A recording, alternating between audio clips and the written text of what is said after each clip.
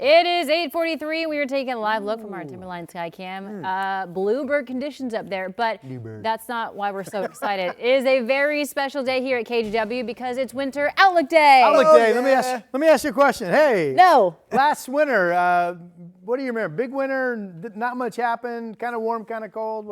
I remember we were put up in a hotel and we walked here in the snow up hill 3 miles to Anchor. But it wasn't that much snow. That was right around, I feel like that was February, but was that January? We got 3 inches of snow February 13th and 14th. Okay. That was the only winter event in terms of frozen precipitation all winter.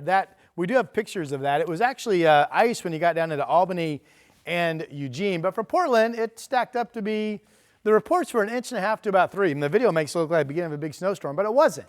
Now, the big story, my outlook 1 year ago was this. We came out boldly and we said, this was following a winter that basically had no snow Christmas week at government camp. We said the last winter would be one of the best early starts in years to the ski season, and it would be terrific going into the holidays, and we were correct.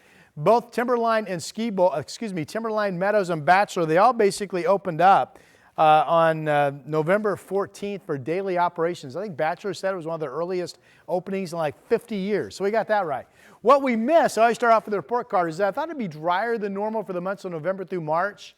And we ended up getting 24.5 inches. I thought 21.5. I mean, it wasn't a huge miss, but we were about 2 inches wetter than I thought would be overall.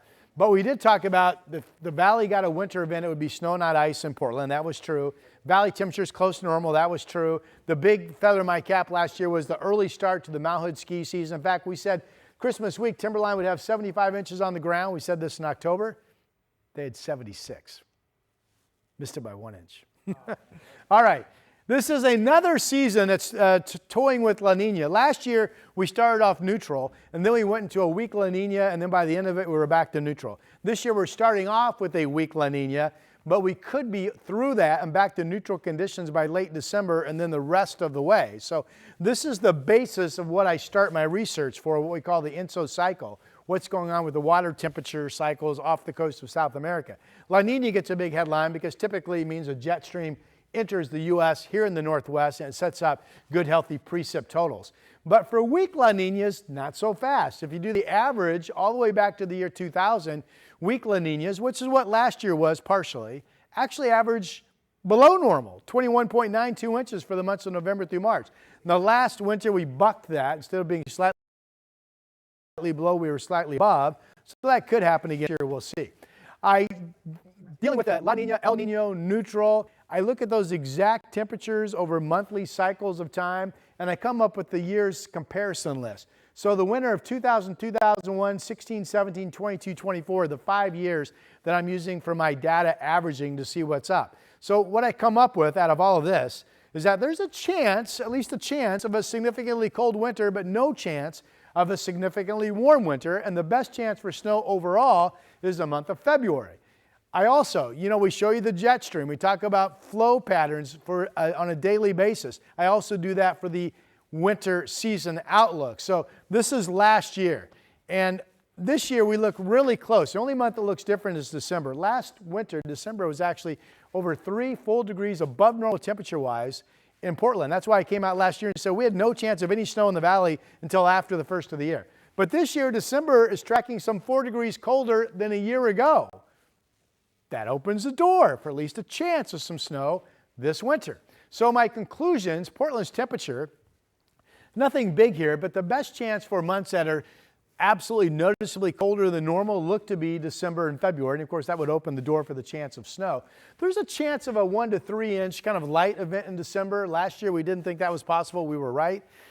There's a snowstorm chance in January and February, but the best chance is February. And I really feel like this year, we're going to get at least 6 inches. And I like our chances of getting a snowstorm event this year. The best chance is February, although possible still in January. Total precipitation amounts, nothing to write home here about, except for January last year was really dry, and I think January this upcoming season will by far be the driest month again of the season. What about up on the mountain? We're between La Niña and neutral, so we're going to be somewhere between 80-some% of normal and 100% of normal. Last year, we were 85% for the entire season. Again, I think it's a good, healthy start to the season, and these are the Christmas week totals. pretty close to last year. Could be a good solid base at Timberline all the way down into Meadows.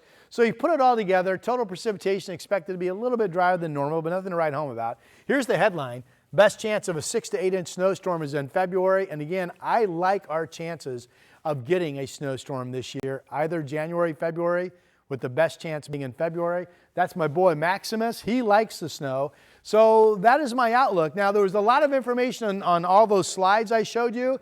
You can get this information on all of our KGW platforms later today. So you can take your time, you can digest everything that I very quickly went through, and we're going to have a longer extended version on KGW Plus right here live for you at 12:30 this afternoon. That's my outlook for this coming year. Well done. Well done. Well done. Keep the applause going into March, hopefully. And if you want to see that streaming thing he was talking about, you can only see that on our streaming app, KGW Plus. So you can download that for free on Roku, Amazon Fire, and Apple TV. But you're here right now, so I assume you know how to do that.